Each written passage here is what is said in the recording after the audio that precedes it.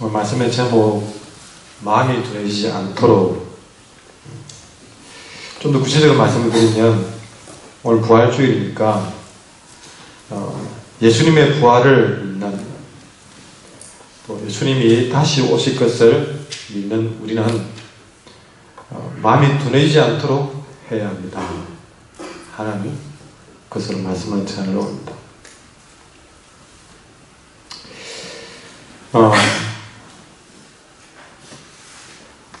좀 살아가면서 눈치가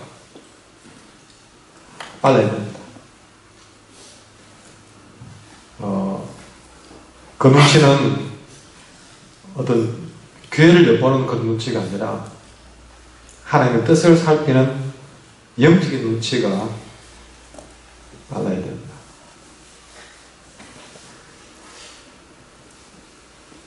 눈치가 없는 사람을 두고 둔하다 그렇게 얘기하죠. 그리고 상황 파악이 좀 안 되는 사람을 두고 둔하다 그렇게 합니다. 조금 세상 사는데 눈치가 없어도 괜찮습니다. 상황 파악이 조금 좀 더뎌도 괜찮습니다. 그러나 진짜 우리가 무섭게 생각하고 경계해야 할 것은 죄로 인해서 우리 마음이 둔해지는 것은 굉장히 무서워요.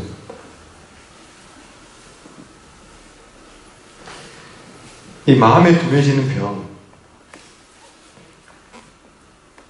우리가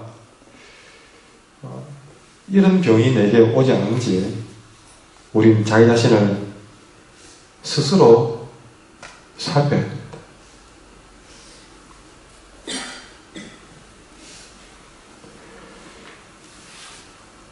오늘 주님은 마지막 시대를 살아가는 분들에게 당부를 합니다. 내 마음이 둔해지지 않도록 조심해라. 우리가 사건 나지 않도록 예를 마치고 나갈 때에 물 드시 마시고 불 드시 마시고 차 드시 마시고 조심할 게 많습니다. 그러나 이것보다 더 중요한 건 다시 한번 강조하지만 내 마음이 점점 둔해지는 것, 자나깨나 늘 조심해야 된다고 했죠.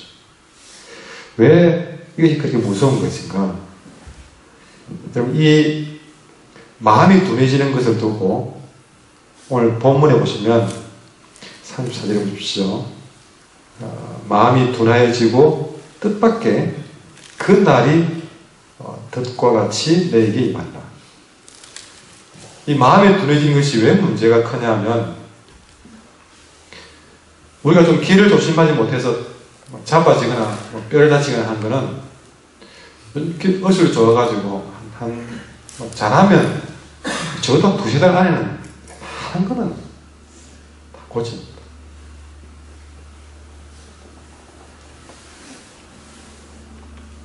이 마음이 둔해지는 것은 언제부터 둔해지는지도 모르고 언제까지 둔해질지도 모르고 중요한 것은 오늘 본문에서 어디까지 연결시키냐면요, 그날입니다. 그날은 주님 앞에 서는 날이에요. 세상의 종말일 수도 있고 우리가 세상의 종말이 좀 너무 멀게 느껴지면 그날 어느덧 주님 앞에 서는 날, 그때 가서야 내가 지금까지 아주 뿌듯한 마음으로 살아왔구나 하는 것을 그때 깨달으면 약도 없다. 문제는 이것이 우리가 무슨 교통사고를 나든 아니면 큰 말도 안 되는 병에 걸리든 어떻게든 발견이 되는데 이 마음이 둔해지는 건 발견되지 않는다. 그러다가 주님 앞에 섰을 때에 그 주님이 심판대에서 네 이 마음 가지고 이렇게 지금까지 신앙했느냐고 물어보시고 그때서야 내가 아주 둔해가지고 정말 살아가면서 하나님께 깨달아야 될 걸 깨닫지 못하고 서게 된다. 그게 누굽니까?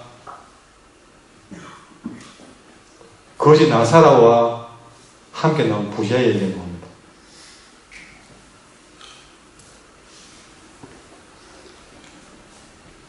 세상 부자도 떠나고 나사로도 떠났는데 주님 앞에 가서야 상황이 완전 바뀐 걸 알고 그때서야 돌이키려고 하지만 돌이킬 방도가 없다는 것을 예수님이 명확하게 예를 들었습니다.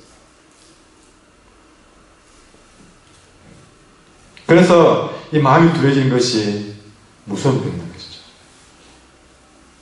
영적 감각이 둔해지는 것, 이것만큼 무서운 것이 또 어디 있을까?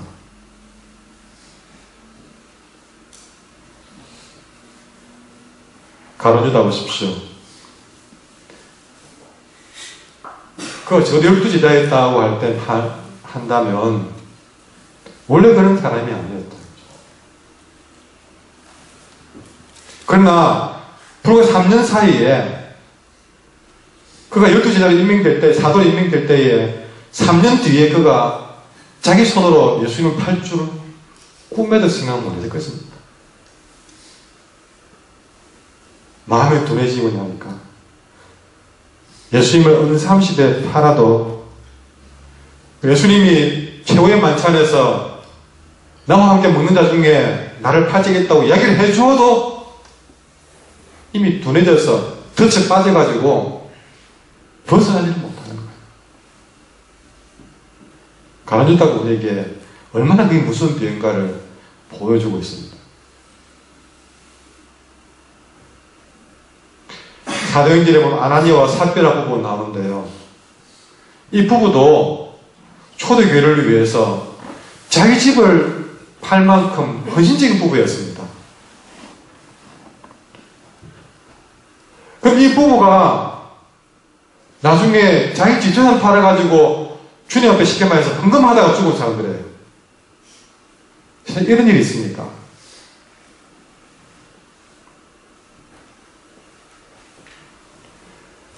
그거 쉽지 않은 일이잖아요. 얼마나 헌신되게 잘해보려고 했으면 여러분 그게 가능할까요? 쉽지 않습니다. 근데 바나바처럼 그렇게 자기도 교회를 위해서 우리도 재산 팔아서 교회를 위해서 헌신합니다. 예, 팔았어요. 근데 얼마 못 가지고 그 사도 앞에서 베드로 앞에서 아나니아와 삽비라 보면 한 사람씩 죽은 그때까지 그들이 마음속에 사탄이 들어와서 거짓의 영이 들어와서 그의 남편 앞에 죽어나가는 것을 보면서도 얼마나 깊은 뜻에 빠졌으면 그들은 다 죽어나가도록 깨닫지 못했다는 것이죠. 얼마나 영적으로 우리가 감각에 둔해지는 것이 무서운 것인지. 제일 큰 문제는요, 바로 아파도 아픈 줄 모르는, 상해도 상해인 줄 모르는, 이건 육신적으로 볼 때는 나병이라고 해요. 문둥병. 영적인 나병이 바로 영적으로 감각이 되어버린 겁니다.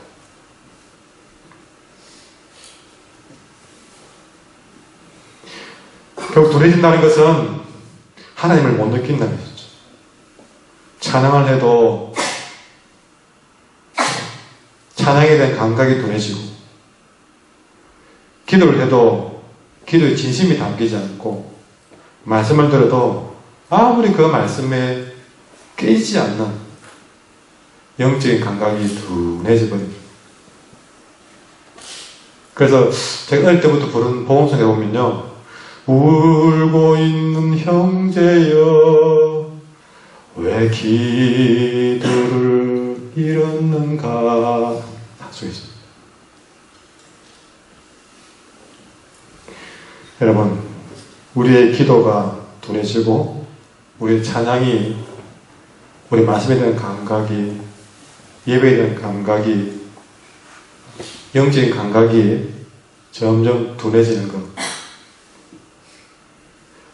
이 시대의 마귀는 우리를 숨긴 현장으로 이끌고 가지 않습니다. 이 시대의 마귀는 급하게 망하게 욥처럼 빼앗아가지도 않습니다. 이 시대의 마귀는 지능이 최극도로 탁월해져 가지고 감각을 쭉 둔하게 만들어서 내가 영적 감각이 둔해진 것을 모를 만큼 쭉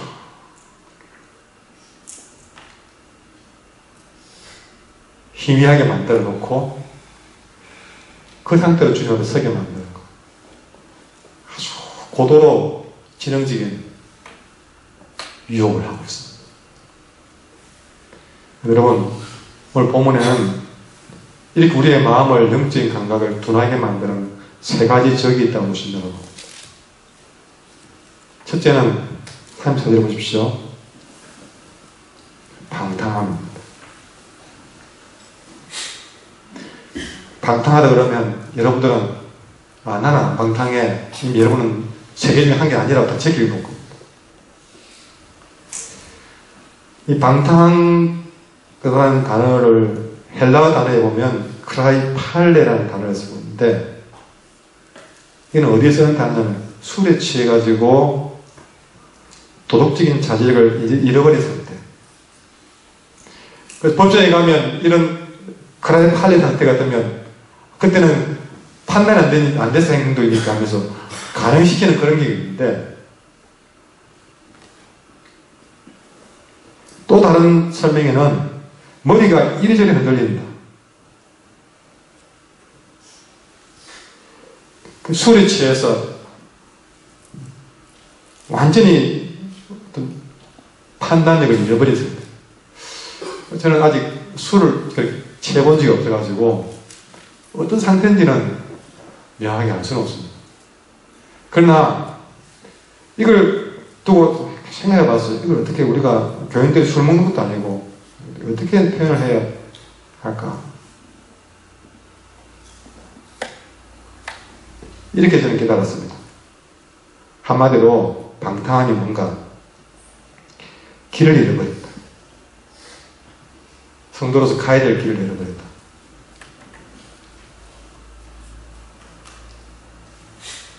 여러분, 우리가 내가 가야 될 길, 해야 할, 또 있어야 될 자리를 우리가 잃어버리게 될 때, 방탕. 이것이 우리의 영적 감각을 둔하게 만들어버립니다. 두 번째는 술 취함을 조심해야 됩니다. 역시 술을 드시는 분이 아니라서 이게 어떻게 될까? 이 술 취함이라는 단어는 매대라는 단어를 쓰고 있는데, 이걸 또 어떻게 우리가 표현해야 될까? 술 먹는 건 아닌데 어떻게 하지? 여러분, 이것은 그 반대 단어를 찾아야 됩니다. 성경을 충만하라 그러면서 성경은 술 취하지 마라 그랬습니다. 아, 그렇구나. 우리가 성령에 취해야 되는데 세상에 취하는 것이 술 취하는 것이고, 세상 재미에 빠지는 거예요. 세상 재미. 그럼 이렇게 우리가 길을 잃어버리고 세상 재미에 푹 빠져있다. 그것이 우리의 영적인 감각을 점점 둔하게 만든다는 것이죠. 세 번째는 뭐냐면 염려라고 되어 있는데, 그냥 염려가 아니고 생활의 염려다. 생활의 염려. 우리 익숙한 단어입니다. 우리 생활의 염려. 돈의 염려, 우리 생활에, 여러분 생활에 염려하는 거니까. 늘 여러분이 입에서 염려하는 그 거리들입니다. 이런 것들이 내 속에 자꾸 그대로 두면 그 영적인 감각을 자꾸만 둔하게 만들어버리는 것이죠.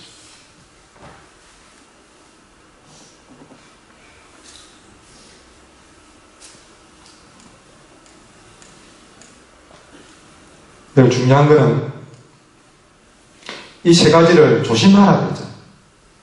조심하라는 단어에 뭐가 붙습니까? 앞에 스스로 조심하라고 되어 있습니다. 그러니까 이 조심하라 이거는 딴 데 길 가는 아들에게 출근하는 아들에게 조심해라고 이야기할 것이 아니고 스스로 조심해요. 이 방탕함과 술 취함과 생활 염려에 빠져서 영적인 감각이 둔해지지 않도록 자기 자신에게 주의를 주라. 자기 자신에게.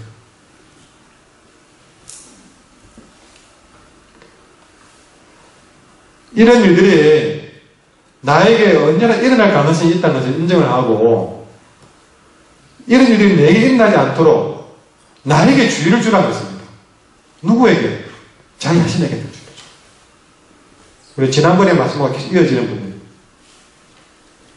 이걸 하지 않으면 내 자신에게 계속 이렇게 되는 일에 대해서 내게 경고를 주고 내게 주의를 주지 않으면 어떤 길에서 빠지든 우리는 영적인 감각에 둔해지는 길로 빠져가지고 나중에는 덫에 걸려가지고 빠져나오지 못하는 것입니다.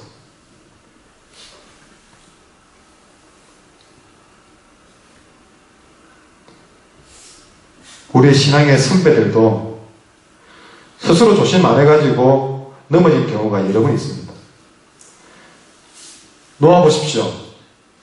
노아는 홍수를 대비한 훌륭한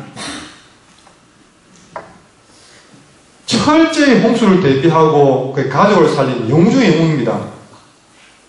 그런데 그렇게 홍수를 잘 대비하고 심판을 모면해서 정말 그가 할 일을 다인 것 같이는 보이지만 오히려 그 홍수가 끝난 다음에 술에 취해가지고 옷을 벗어 실수를 범했습니다. 또 한 사람은 롯입니다. 그도 의로운 사람이었습니다.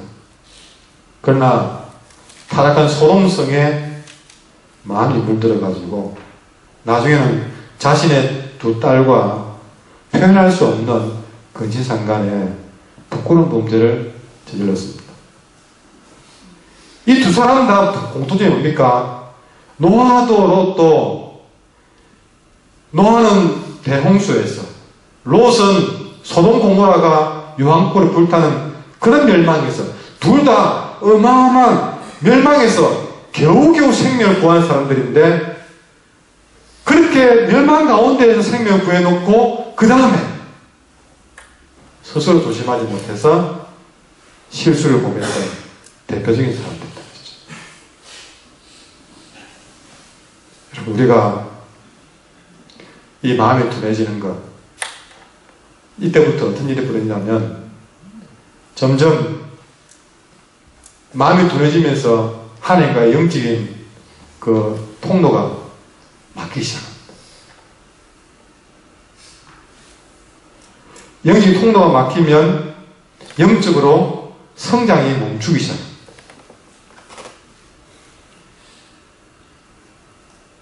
성장이 멈추면 교회는 여러분 어느 순간부터 어떻게 됩니까? 엄마 태 속에 있는 아이가 잘 자라다가 어느 순간부터 그 아이의 영양분에 가는 길이 막히게 되면 그 아이는 장애를 갖고 태어나는 거예요.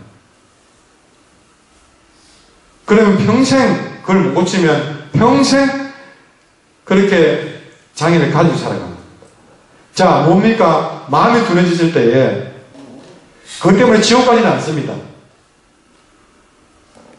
그러나 영적 성장이 멈춰진 상태에서 그 이후로 마음이 둔해지고 영적 성장이 되는 우리가 멈춘 상태에서 그 다음 신앙생활이 영적인 장애를 가지고 신앙생활을 계속 하는 거예요.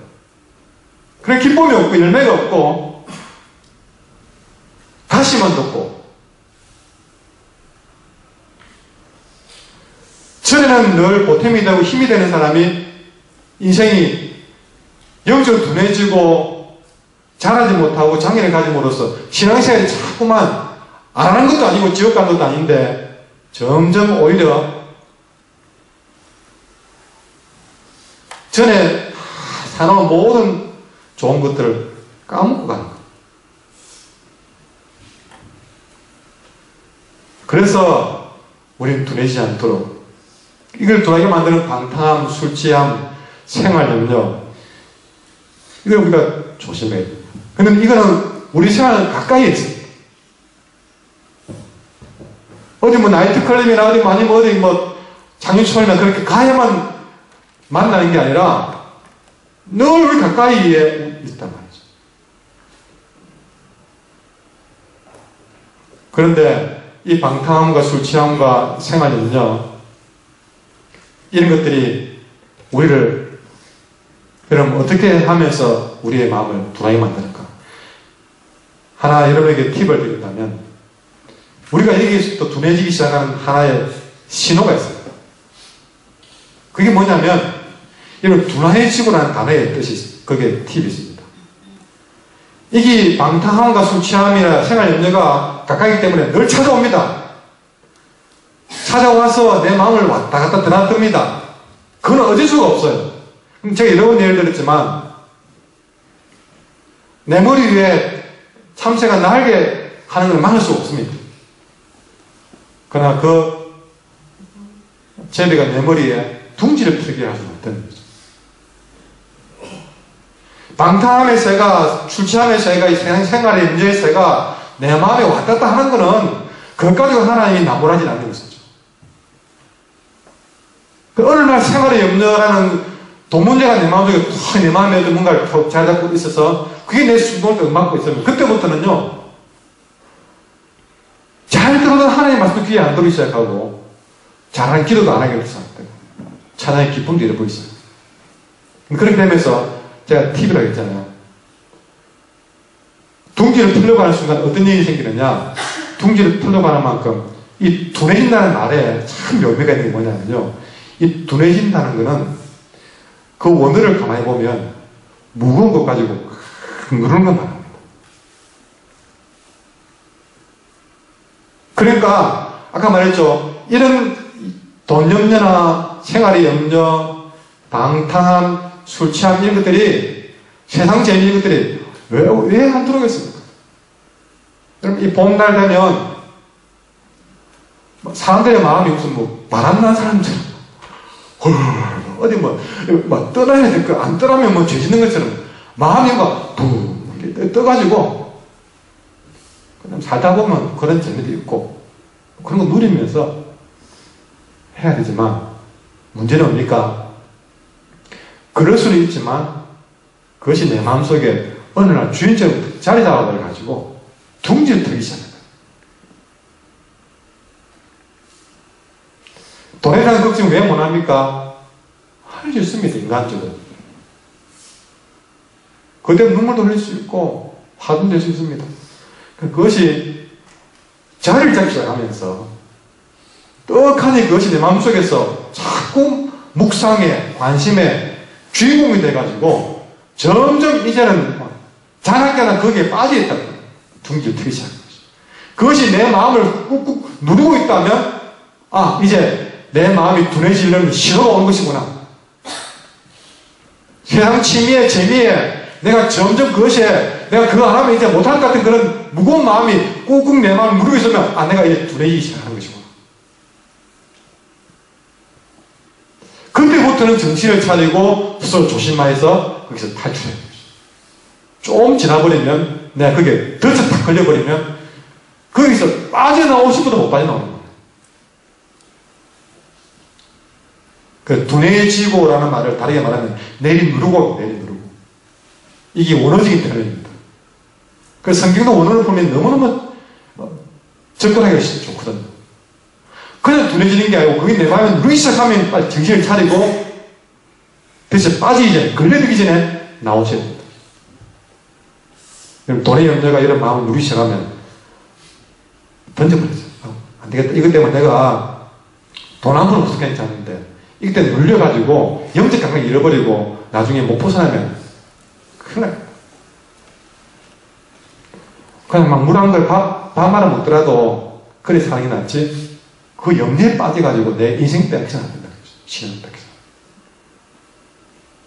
취미활동도 우리가 재미삼아 살아가는 일에 활력을 주니까 할 수 있습니다. 근데 그것이 자꾸 자꾸만 정도가 심해지고 내 인생의 시간을 내 마음에 내 모든 중요한 일에 중심이 되고 누기 시작하면 큰일 나겠다 싶어서 꺼내. 어느 순간 덫이 걸리기 시작하면 못 벗어납니다.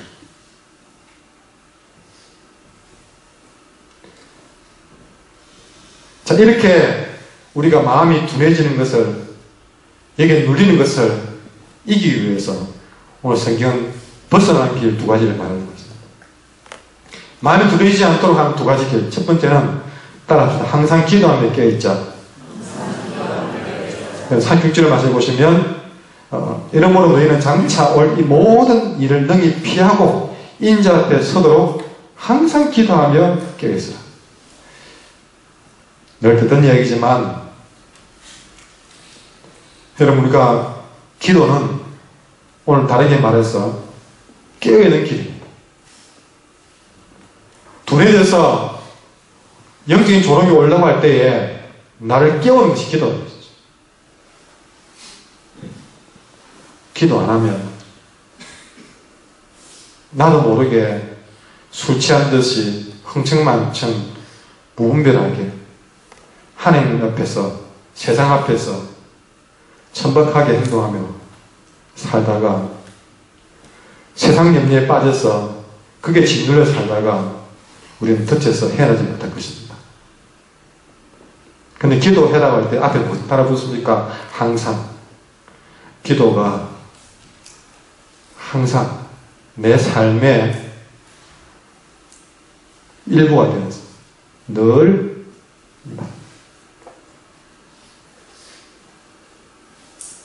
여러분, 기도는 나를 깨우는 것입니다.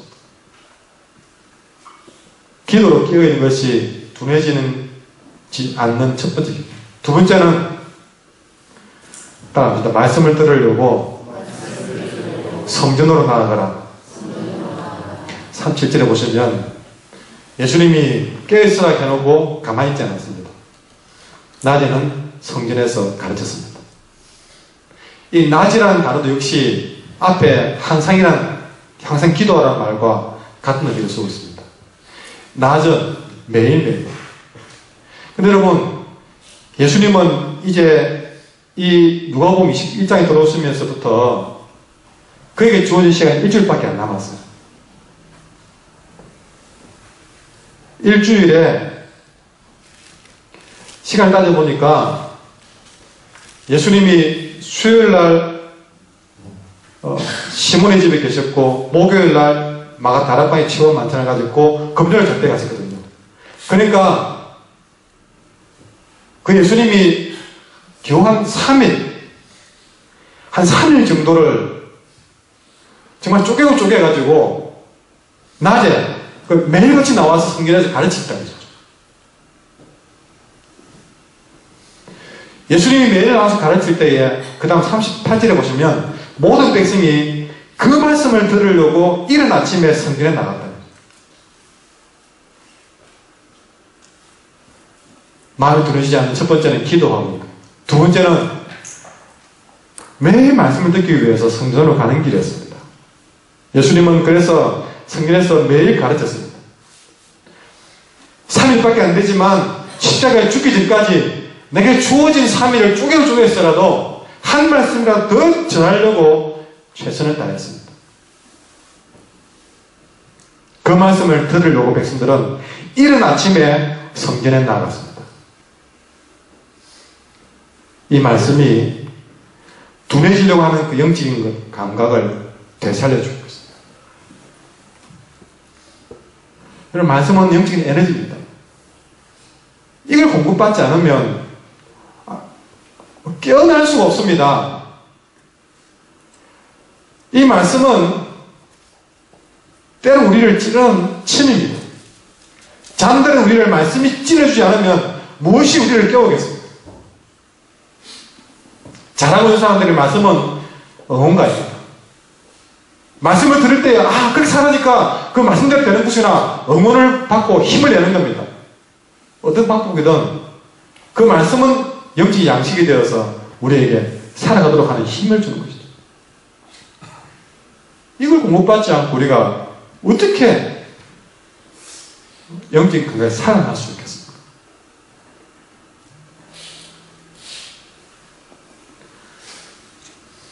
우리는 하나님의 약속을 가진 백성, 약속을 믿는 사람들입니다. 말씀의 사람들이에요. 주님 다시 오시는 것도 약속이잖아요.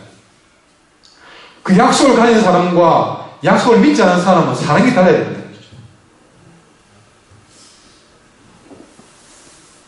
여러분, 약속이 있다는 것은 어떤 의미일까요? 자, 여러분 만약에 내일 하루를 시작하죠. 월요일 때였습니다. 여러분이 만약에 월요일 날 누구와 2시에 만나기로 했어요. 2시에 삼산동 어디서 만나기로 했습니다. 그러면요, 그 약속 가지고 그 사람의 시간이, 활동 범위가 조정이 됩니다. 약속이 있는 사람하고 약속이 없는 사람하고 그 가는 길하고 모든 스케줄이 달라져 버려요. 여러분은 세상에서 하나님 약속이 없는 세상 사람들과 같이 갈 수 있는 사람들이 아니라는 것이죠. 하나님과 약속이 있는 사람들입니다. 그 약속 어디 찾습니까? 말씀에 찾아요. 말씀을 가진 사람은, 하나님과 약속이 있는 사람들은 내일 하루 스케줄이 달라요. 약속이 없는 사람처럼 그냥 직장 가고 가정 일을 보고 하는 그런 인생이 아니란 겁니다. 약속이 있기 때문에 공부를 해도 공부하는 이유가 다르고, 직장을 나와도 일하는 이유가 다른 거예요. 약속이 없는 사람들과 같을 수 없다는 얘기입니다. 그런데 우리는 이미 어느 날 약속을 잊어버리는 순간부터 약속이 없는 사람들과 하나도 차이가 안 나는 거예요. 그렇게 마음이 둔해진 상태로 살다가 덫에 걸려서 주님 앞에 설 때까지 모르고 살아갔습니다. 한마디로 기도 안 하고 말씀 안 보면 여러분은 이 마음이 둔해지는 병 막을 수가 없습니다. 어느 순간부터 방탕해지고, 어느 순간부터 술 취해지고, 세상에서 취해가지고, 어느 순간부터 생활의 염려에 빠져가지고 그 덫에 빠져서 벗어나지 못하는 그런 인생이 되는 겁니다. 지금 우리는 그런 내 자신을 스스로 살피고 점검해야 합니다. 우리가 조심할 거는 차가 아닙니다. 가다가 내가 무슨 투자한 거 망하는 게 아닙니다. 그게 무슨 게 아닙니다. 정말 조심해야 될 거는 우리의 마음이 영적 감각이 둔해지는 걸 무서워해야 됩니다. 이걸 무서워하는 사람이 돼야 됩니다. 주님의 모습이 점점 내게 희미해지는 것을 무서워해야 된다. 부활의 신앙이 점점 희미해져서 죽음을 두려워하는 내 모습을 무서워해야 됩니다. 기도의 힘을 잃어버리고 말씀에 대한 감각을 잃어버리는 것을 무서워해야 됩니다.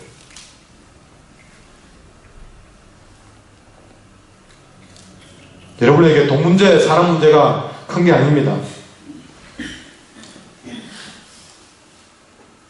아무리 그것이 무거워도 기도와 말씀으로 깨어있으면 그 문제를 다 이겨냅니다. 그러나 돈 문제 없고 가정 사람 문제 없고 하더라도 영적인 감각 잃어버리면 여러분 주님을 쓰시는 날 구제불능의 후회를 하게 됩니다.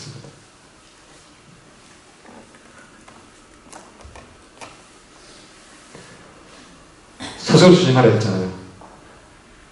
그런 여러분의 영적인 상태에 대해서 남 핑계 대지 마시고 스스로를 다시 살펴서 이 부활주일날 그냥 일어납시다 하고 되는 것이 아니라 이 기도와 말씀으로 다시 우리가 제정신을 차리는 것, 이것이 우리의 영적인 능력이 되고 영적인 승리가 되고 영적인 성공이 되는 것, 이것이 우리가 다시 일어나는 길인 줄 믿습니다. 다시 말하지만 남 핑계 대지 마시고 스스로 이 일을 회개하고 결단하고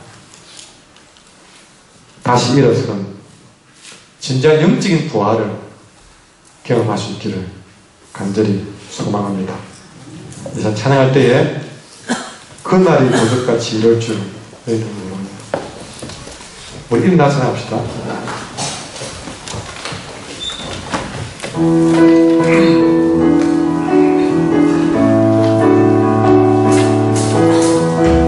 그날이 도적같이 이를 줄 너희는 모르느냐. 박수 인사할까요? 늘 깨어 있으라 잠들지 말아라 주님과 동행하라. 건강의 하나님 너희를 거룩하게 하시고 영원과 영원히 주 오실 그날에 유혹이 원하노라. 항상 기도하라 쉬지 말고 기도하라 범사에 감사하라. 이는 예수 안에서 너희에게 향하신 하나님 뜻이니라. 항상 기도하라 쉬지 말고 기도하라 범사에 감사하라. 이는 예수 안에서 너희에게 향하신 하나님 뜻이니라.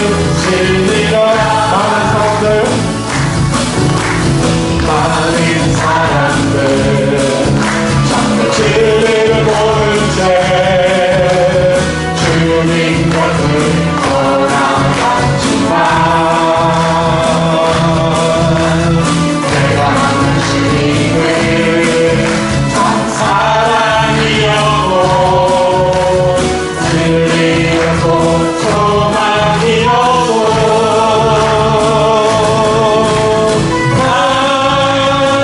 예수가 좋다오